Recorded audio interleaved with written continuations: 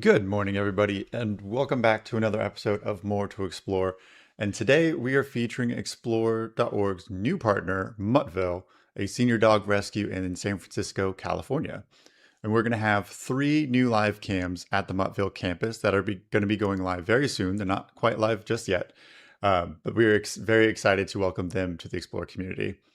Then later, we will get an update with Egg Watch and the many live events coming up. So, to help introduce Muttville, I am joined once again by Explore.org's resident naturalist, Mike Fitz. Mike, good morning. Hi, Brian. I hope you're doing well. I was out last week, as many of the Bear Camp audience knows. Did I miss anything? Quite a couple things, but I'm glad you had some good time off. Hope you had a good time. I did. It was really great. But I'm glad to be back. I kind of returned to like a million notifications on Explore.org because people wanted me to know about this or know about that. But we're going to start with the Muttville cams. So if you're new to Explore.org, of course, like I like to say it at the beginning of every program, welcome back, or welcome to our community. And of course, welcome back to all of our longtime viewers.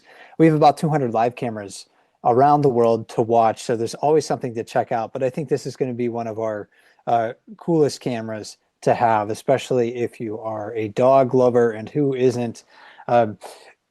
Because, maybe during the program today, you want to let us know about the name of your mutt if you have one. Our Muttville cams, as Brian said, are our newest webcam partner.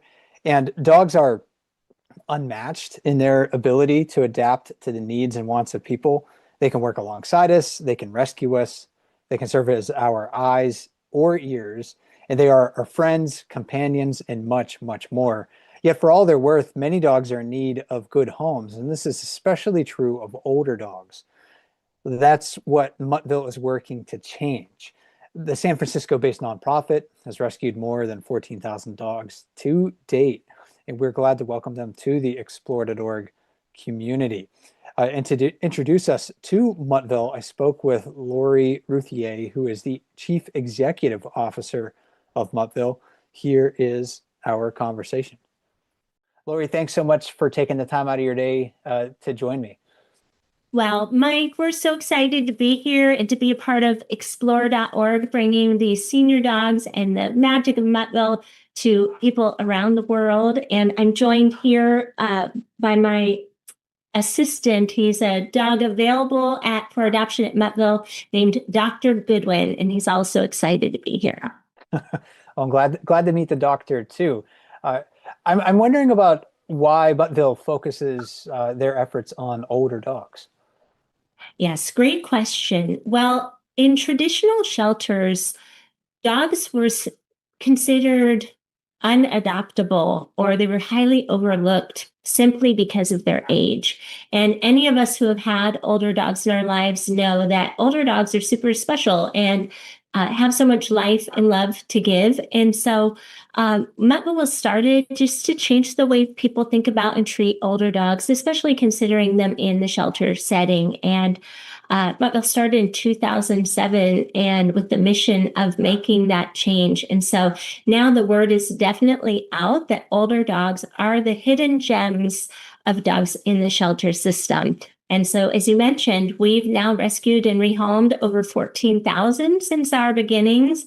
And there are a lot of other special dogs across the country and across the world who are looking for loving homes as well. So we're here to help make that happen for them. And how is your rescue center set up to accommodate the needs of older dogs? They have often very different needs than a puppy, for instance. Exactly. Well, some of the needs of senior dogs are actually much less than a puppy, which makes them so highly desirable for adoption. Older dogs, they're calmer. They really know how to be a companion, and they're also super grateful. But to your point, when it comes to adoption, we knew that we needed to do things differently. You can't just open a senior dog rescue and everybody's going to run in to adopt the dogs. We needed to really think about it from a whole new perspective. So one of the things I know we get to talk about is the Muttville environment, which will be highlighted on explore.org. But the other thing that we've really set up is some nice medical care. We want to make sure that when people adopt one of these dogs, we make it as easy as possible. A lot of the dogs haven't had a lot of medical care in their past. And in particular, we see dogs with severe dental disease, which can be both painful and can cause some health issues. So we've invested a lot in providing dental care, both cleanings and extractions. And the other might be some surgeries or other treatments that will help improve the quality of life. And importantly, make it easy for people just to say yes and take these dogs home. And you mentioned that your organization began in 2007. So in less than 20 years, you've been able to find homes for more than 14,000 dogs, which is really amazing. I'm wondering if you can kind of elaborate on that a little bit more. How many dogs is Muttville, typically able to rehome in a given month or a given year? Yeah, well, Muttville was one of the very first senior dog rescues in the country. And so it was a big question mark. How many dogs could we rescue and rehome? And so it started out of our founder's home. And in that first year, she rescued 27 dogs. Now we rescue over 27 dogs every single week. And what's so special too is that it was started out of our founder's home, and it's all about actually rehoming the dogs. It's actually about finding them loving homes where they're going to be, filling someone's cell phone and Instagram account and being loved and cared for the rest of their lives. And so when, as Muttville's grown and now we have our own campus, we've kept the same heart and soul that Muttville had in our founder's home. And so it's like a big living room where the dogs are super comfortable and where all the people who come to visit and volunteer are equally comfortable and happy. Muttville's a place I've read that people can visit with the dogs during open hours. That's, a lot of shelters will have, visiting hours where people can look at dogs possibly for adoption. But I'm wondering why that is a priority for your organization, the interaction between the general public and your dogs. Yeah, well, and Muttville's now become quite a destination and role model for shelters across not only the United States, but beyond. So we're kind of a new model for what animal sheltering and rescue looks like. And it is open to people. And, part of saving animals, rescuing animals, adopting out animals, it has everything to do with people and connections. And so, you can work really, really hard in this business and not make the progress you need to actually get these dogs into the loving homes. And so we're all about come on down and come snuggle some mutts, because what's really fun is that because we don't have any kennels or cages, there aren't any barriers between people coming to meet the dogs. Is people may come in thinking that, I came in because I saw this cute little Bichon Frise on the website. But then because we're cage-free, the first cage-free shelter in the nation, oftentimes what happens is people will sit down and then the people get adopted by the dog. There was actually an interesting woman recently who came in and she did see this cute, white, fluffy, adorable dog. And she came in specifically to meet that dog. But we had just got this obese pit bull. And that wasn't, the dog that she came in to meet, but they just made a connection on the couches. And so she took the dog home and has since continued to email us with updates, because this dog, who was pretty overweight and didn't have a lot of energy, has slowly lost quite a bit of it and has done some reverse aging and is now quite a hiking companion. And we actually see that all the time at Muttville. I believe in reverse aging because a little bit of care goes a long way. And I think when these dogs get adopted by the very, very special people who come here, they know that they've got the golden ticket and they are not going anywhere. And we know that having animals such as dogs in our lives helps to uplift and support a person's well-being. What does Muttville do to help connect people who maybe can't care for dogs of their own, experience the joy of just having dogs in their lives?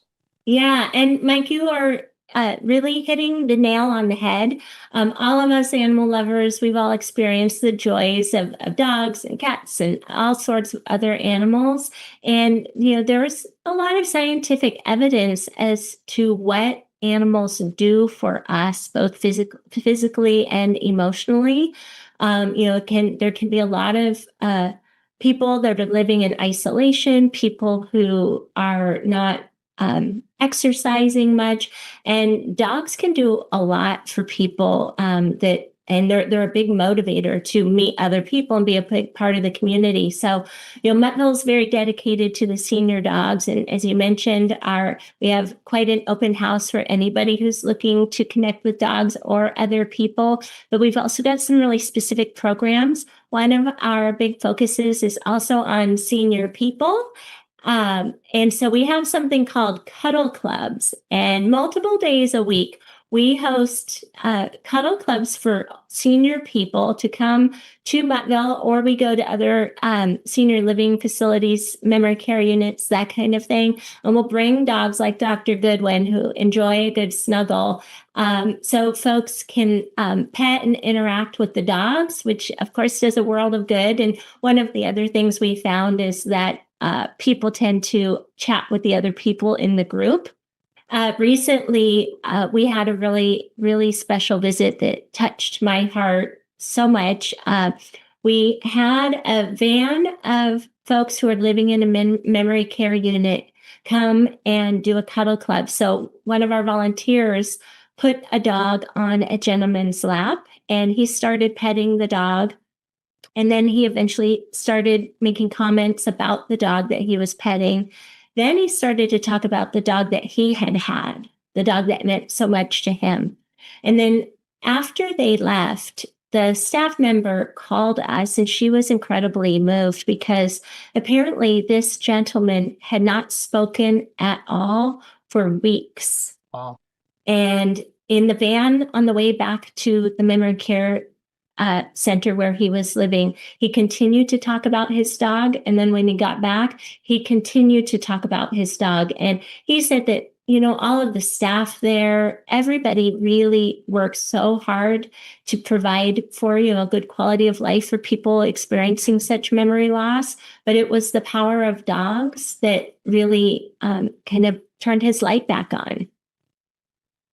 That's amazing. And I know that you're working also with children. Can you tell us a little bit about your education program there?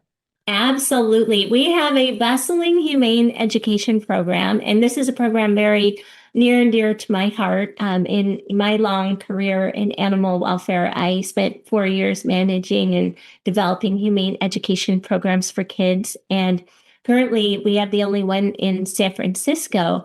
And humane education is geared towards kids of all ages. And it's all about giving children the opportunity to have interactive experiences where they can really get in touch with things like empathy and compassion and responsibility and advocacy. And so, I think children grow up and from day one being very cared for, and that's the dynamic of their lives as young people. And then when they come to programs like Muttville's Humane Education Program, they get to start to explore through fun, interactive lessons and opportunities. What does it look like to care for someone else? What does it look like to think about being in the shoes of someone else? And so senior dogs and senior dogs up for adoption are such wonderful advocates for that sort of growth in kids. So they come here. We have school groups. We've got programs. We have junior volunteer programs. We've got internships. We actually go to schools as well. And so it's everything from kids, making adoption posters specific to the dogs and their background, to learning, how to think about interacting with an animal in a way that the animal likes and why that's so important, to thinking about their needs. And again, kids just exploring who do they want to be in the world. And so, of course, we focus on the senior dogs, but the program is much more expansive than that. I think that we all agree, everybody who's a part of explore.org certainly probably resonates with that value of thinking about our impact on living beings everywhere. And that's really at the heart of humane education. Absolutely. And that's something that we talk about frequently in our other programs, is because on the webcams, we get to know a lot of animals. And I know our longtime viewers will hear me say this and be like, "Oh, Mike, you're talking about it again." But we get to know a lot of animals as individuals, and that helps us to understand more about their emotions, their personalities, and their inner world, which is difficult to do when you see an animal that's sort of anonymous somewhere in the distance. So I'm glad that you're able to try to bridge those gaps with students and children. Yeah, and it does go back to this whole idea that if you love and care about animals, it really all comes down to people. The welfare and the lifestyles of animals is so dependent on people. And so I think, explore.org and humane education, it's all about really opening the door to people to think about, how can I be a part of the solution that's going to help animals be safe and comfortable and have their environments, be protected in whatever ways they're needed. And I think we all have a chance to make the world a better place. And at the beginning of the program, we talked about how many dogs you've been able to find homes for. What's the process like from, let's say, receiving a dog to getting them adopted? What steps are you working through there? Yeah. So as you mentioned, Muttville is located in San Francisco, but the way that animal sheltering and welfare works all over it is that it's essentially a large ecosystem. So most companion animals enter, kind of when they become homeless, they enter shelters that are considered municipal shelters. So these might be government-run shelters, usually not they don't have enough funding for the amount of work, and those are open door shelters. So they never know how many animals are coming in, but everybody's looking at how can we have positive outcomes for most of those. And so then there are a lot of shelters and a lot of rescues that then will pull a lot of those animals to do whatever they can to provide for that animal's next step. And so Muttville, we're very, very focused on adoptions. We believe that that's key to a well-run shelter or rescue. And so we focus a lot right now of our dog intakes from overwhelmed or overcrowded shelters. In California, a lot of those shelters are located in Central California, Southern California, as well as locally. So we find dogs that are going to thrive in our cage-free environment, and we focus on dogs 7 years and older. And so we'll have those dogs transferred to us. And usually, again, people making a difference. It's volunteers who are either at that source location or Muttville volunteers who will drive or transport the dogs to us. Then when they get here, they come in, they go to our paparazzi studio and get their photos taken. They'll get their collars and their tags. And then we get to know them a bit. We are very volunteer run. So we've got over 500 active volunteers, but we've got volunteers who welcome all the new dogs, and they'll get their weight and take videos. And then we've got remote volunteers who watch the videos to learn about what we know about the dogs so far. And they'll use those videos to write an initial little cute bio for our website.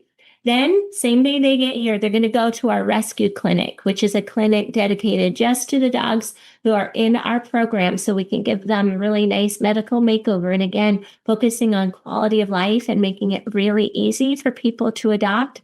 So they'll get their vaccines, they'll get diagnostics if they need anything else. And then we try to, within the same week, if the dog is up for it, give them, if they need a dental procedure.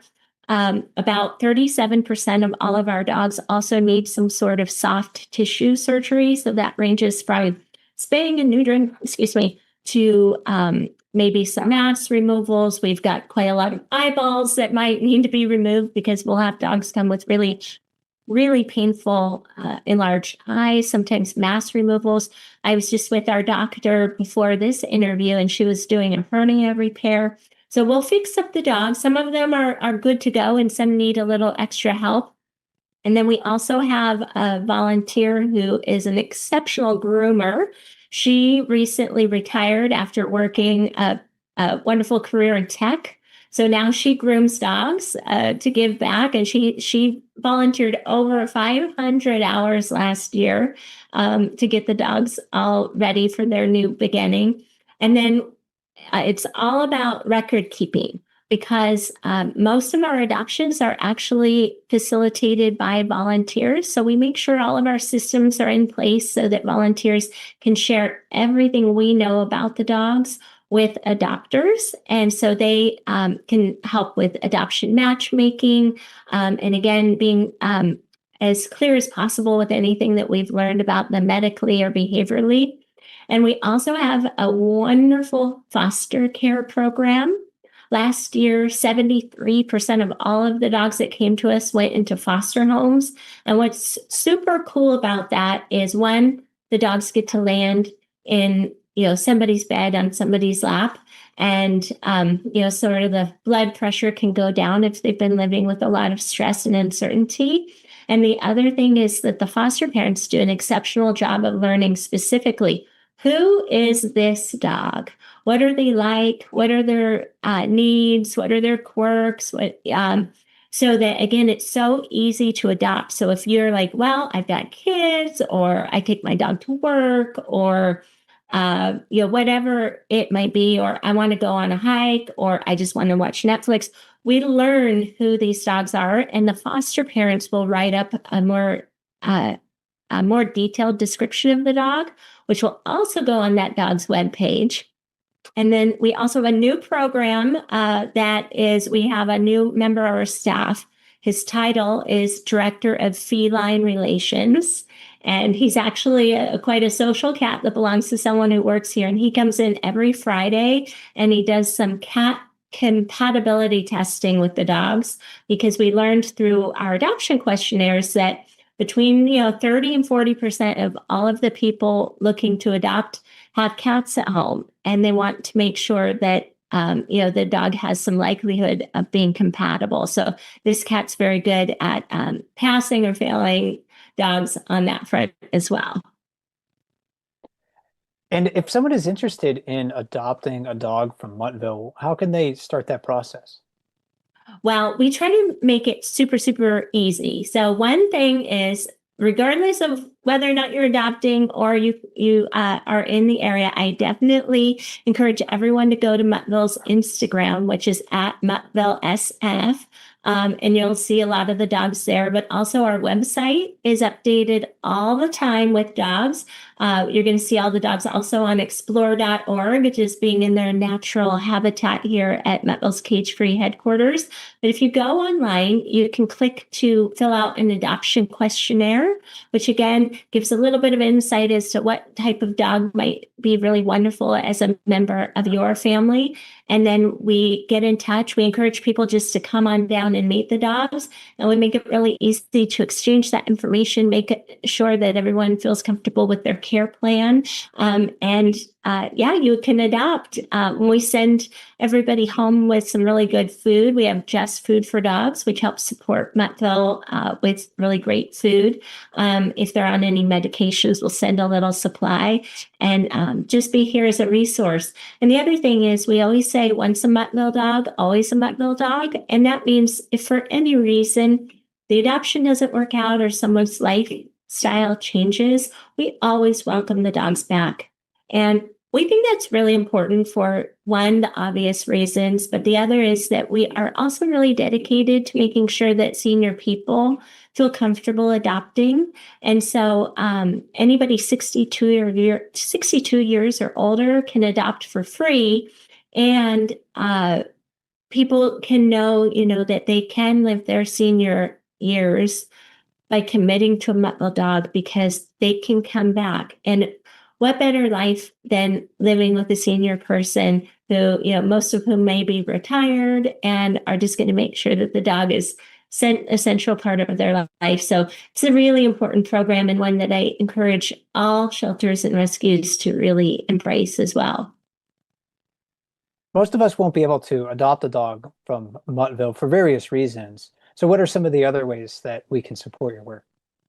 Well, great question. One thing is that Muttville is a nonprofit organization. We don't receive any government funding at all. So, of course, every donation makes a massive, massive difference. It makes it possible for us to say yes to more dogs. The other thing is being, kind of like the kids, be an advocate for older dogs. You can engage with us on social media, but even if you don't live in San Francisco, there are these wonderful dogs. Older dogs are in every single community. So everybody can look out to adopt a dog that's older in their local community. Oftentimes people will sponsor the adoption fee for dogs too, that they have that they're really cheering for. And you can do that at Muttville, and you can do that, at your local rescues too. I'm wondering if there's a dog currently under your care who you think has a special story to tell. Maybe that's Dr. Goodwin, who's with you right now, or maybe that's another dog. Yeah. Well, we have a dog right now who I was just with getting a dental procedure, and her name is Coco, and she's a very voluptuous chocolate lab, as labs like to be. And, she had clearly spent a lot of time with a tennis ball because her teeth are all ground down from probably chewing on a tennis ball. So she came to us after her guardian passed away. About 20% of all of the dogs that we receive actually come directly from guardian situations, and most of them are from older people who either passed away or went into an assisted living situation. So this girl, Coco, she's real special because she is going through that transition of losing her person, but she's getting that dental exam, and she'll be available for adoption tomorrow. And what are you most excited to share with the Explore.org audience on the new, I think we're calling them the WAG cams, right? What might we see on those? Yeah, well, I can't wait for everyone to get addicted to the Muttville WAG cams through Explore.org because, when you just think about animal sheltering, it's extremely important that people come to animal shelters, that they feel happy to come to animal shelters and comfortable, just as much as it's important that the animals in the shelter feel happy and comfortable. And so, as I mentioned, we've got a really different model than a lot of traditional shelters. And so it's cage-free, which means the dogs are all just walking around, napping, sitting on laps like my Dr. Goodwin. Oh, he's in midday nap. And so people can see what it looks like just to experience the Muttville magic. And it's when you think about, again, just the field of animal welfare and sheltering, as it relates to the companion animals, them getting adopted, them going into homes is critical part of our work. We believe very much so that it is about thriving, not just surviving. And so everyone who comes and experiences Muttville and either adopts a dog themselves, fosters, volunteers, donates, advocates for these older dogs, every time we have an adoption, it means that we have a vacancy. It means we can say yes to another dog who wouldn't have that second chance. And so, and everything we do here has been designed around making sure that the experience is really positive for the people, that connections are really easy for the people, because if you focus on getting them into those loving homes, that's really the name of the game. Oh, look at your puppy. He knows. He looks like he's starving. Oh, it's only been probably what, like 30 minutes since I last gave you some food. So, Oh, 30 minutes too long. right. But in dog time, that's like what, over 3 or 4 hours. So Yeah, yeah. it's a long time. But yeah, I know what you mean. My dog is a rescue as well, and she came with a few, like, behavioral issues, and we've been trying to work through those. But yeah, I wouldn't trade her for, for another personality at this point in time. Frankie, Well, you yeah. get off. Okay, Because good. I think as humans, we all have our own behavioral issues too. We have our good days and our bad days, but dogs are crazy smart, and they're so loyal. Part of the reason, Muttville was started is, like, if you think about it, dogs are always there for us. They're some of the most loyal beings we have an opportunity to share our lives with. And we believe that we should be there for them too, even through their golden years. And, anyone who's ever had an older dog, you know how special they are and how they feel everything. And to imagine that if your dog ended up in a shelter, for some reason, this idea that they would be overlooked or considered unadoptable because of their age, like, that's super tragic. These dogs they're perfect, and they make us better humans. Well, Laurie, I want to thank you for taking the time to join us today. It was great to meet you, and Dr. Goodwin as well, making a cameo Oh yeah, there. he's going to Dr. Goodwin. You've got a job to do. Okay, he's feeling a little mellow, but he'll eat a treat on behalf of all of the explore.org viewers. Good boy. Thanks again, Laurie, for your time. I appreciate it. Thank you, Mike.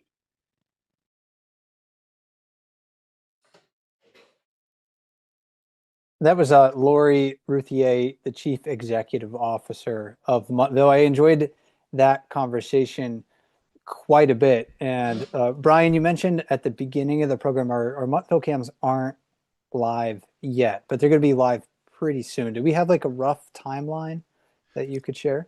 I unfortunately I do not. I hope this week, but I don't have any guarantees. But one of the things I am excited that we do have, like I mentioned, we do have 3 cameras. So the one that we saw earlier, a preview, is the WAG cam. It's kind of like a dog's eye view cam to give like the whole facility. The second one will be the sofa cam, which is a little bit higher up, so you can see all the dogs cuddling on the main sofa there in the room. And then we also have the outdoor cam as well. So good variety of the campus. So they will be great when they are live. It seems that that little patch of artificial turf there is very popular for various reasons as well.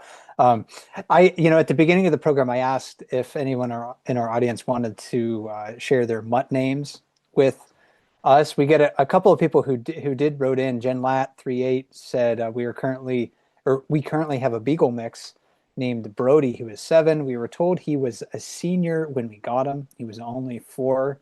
LOL. So, well, Jen, I hope Brody is happy in your family. Thanks for sharing that. And then Rolling Trouble wrote it in and said, "Oh boy, new mutts. I think it is time for me to watch dog cams again after losing my mutt Hope, who lived until 15." Yeah, so Hope is rest in peace, Hope. And 15 is a very senior dog. So thanks for sharing a little bit about Hope with us. We did have a question that came in. I can't answer this one. This one came in from Hannah139, who wrote in, "You mentioned a children's program where kids create adoption posters for shelter dogs. Has it ever happened that a child became so attached to the dog they were helping that their family ended up adopting that very dog?"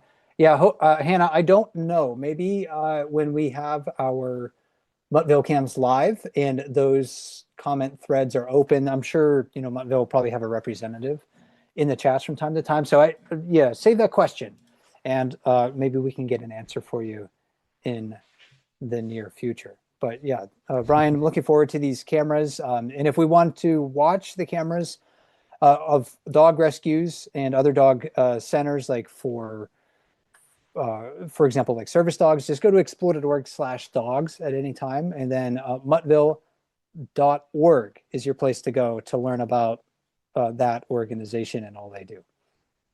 Yeah, I can't believe that it probably has happened if they're making adoption posters and somebody Right. ends up taking them home. I think that's an amazing campaign. And if any viewers make an adoption poster for Eddie in the Month, be sure to send it our way because I would love to share it. But we still have a few active nests with even more fledges. So let's get the latest on this week's Egg Watch. This is our August 10, 2026 edition of Egg Watch, where we check on the bird nesting activity of our myriad cams on explore.org. Our list of active bird nests on our cams continues to shrink because of the success of parent birds and the milestones reached by their chicks. Our bird naturalist, Holly Garrett, couldn't join us this week, but she was able to provide some insight about the birds on a few of our nest cams. So let's listen to what she has to say about the guillemots on Seal Island National Wildlife Refuge in Maine. Let's go over to Seal Island National Wildlife Refuge with the Audubon Seabird Institute. Our first nest stop is the black guillemot chicks, and we are on fledge watch this week. These birds typically fledge around 35 to 40 days with some variation. As we can see, even compared from 2 weeks ago, they're looking a lot bigger. They're really looking like guillemots now. You can really see they've lost a lot of that natal down and have grown a lot of their juvenile plumage in. What we'll see most likely is the chicks will fledge within 1 to 2 days of each other, but the older chick will not necessarily fledge first. So we'll likely see one of the chicks head out and the second chick follow soon behind. But definitely keep an eye on this nest to see. And after fledging, what we're going to see is the chicks will actually be completely independent of their parents. First-year birds are going to spend most of their time on the water, but we still don't exactly know what they're doing. We don't really know how far they're moving, what some of their behaviors are as they're learning to fish, learning to feed themselves, but they're doing this pretty independently from what we know. And we only see around 30% of the chicks come back to the colony where they were born.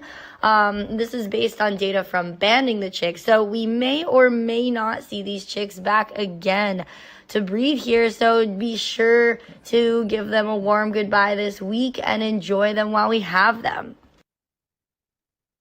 And just an update about the guillemots.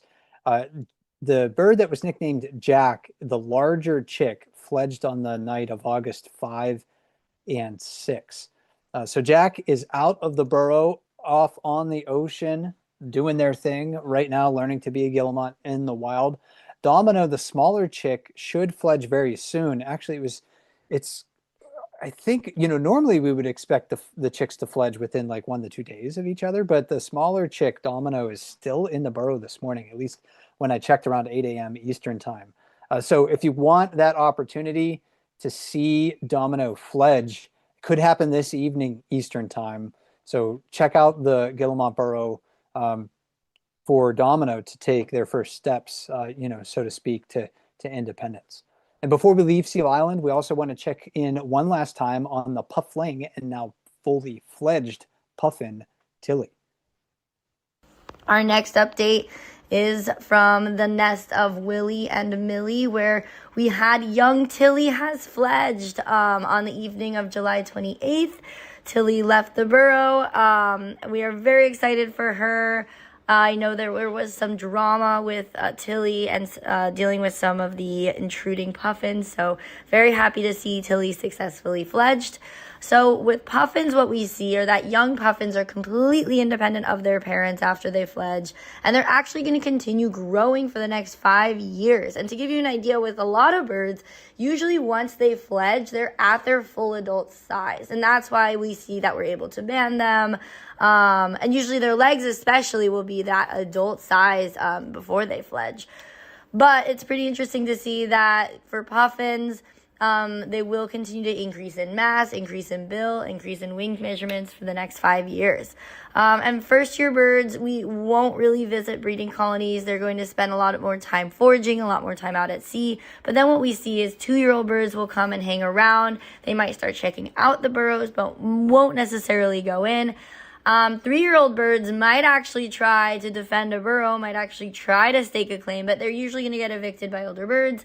And then what we're going to see is 3 to 5-year-old birds will visit breeding colonies and usually participating in these wheeling flights. And so wheeling flights are when these puffins take up in a large group, and they'll typically fly in this sort of figure-8 formation over part of the colony.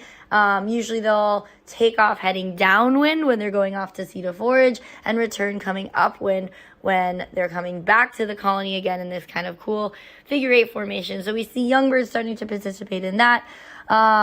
But usually they aren't quite breeding yet until post 5 years old. So we do see the young birds will still kind of hang around.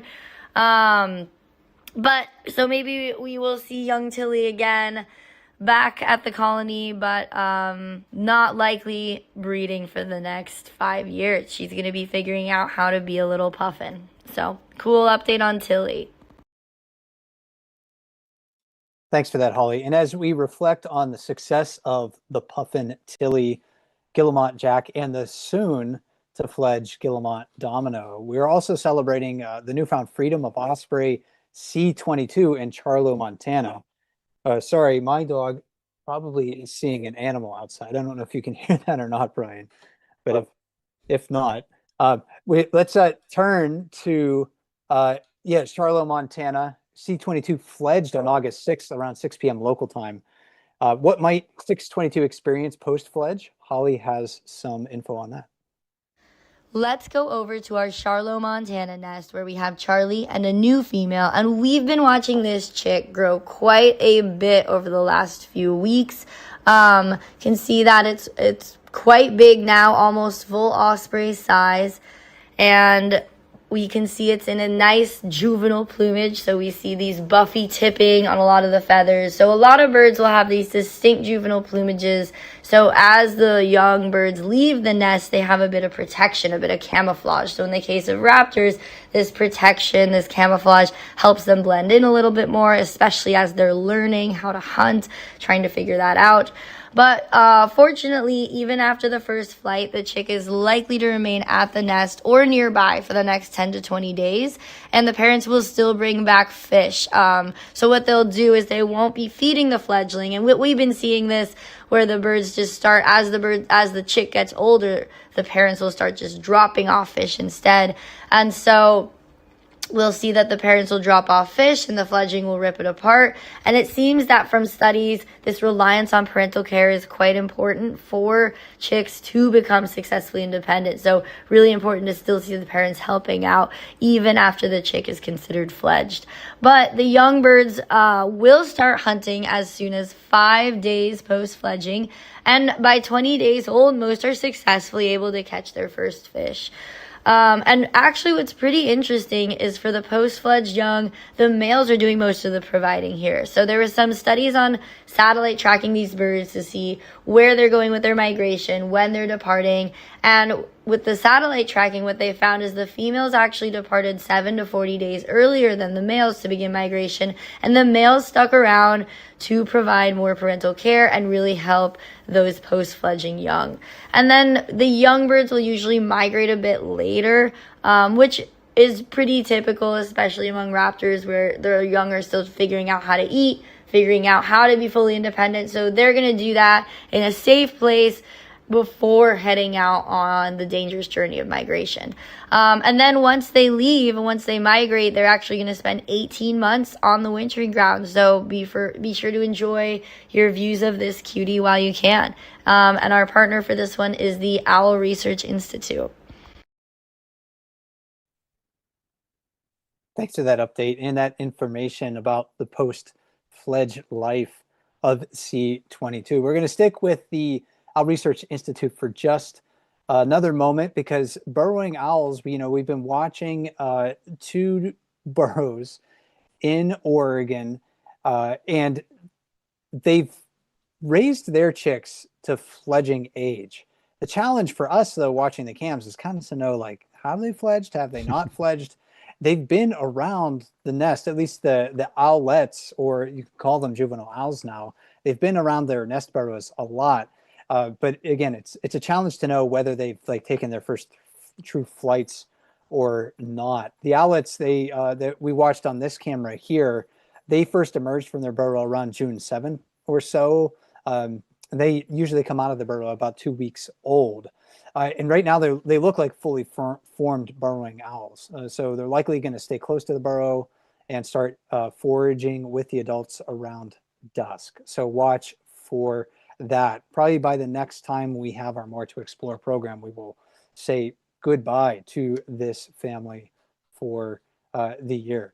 And then one final update, just to check in on Bayani, the Philippine eagle.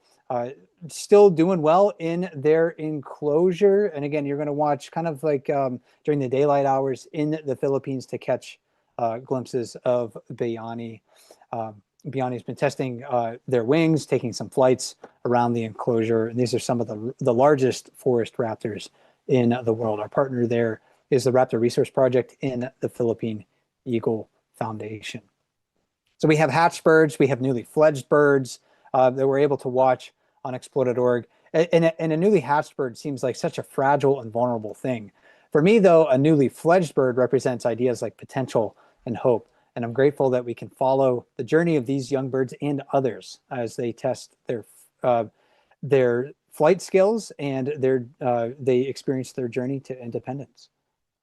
Awesome. Thanks, Mike and Holly. And wrapping up here, we do have a bunch of other live events coming up, including later today at 2 p.m. Pacific.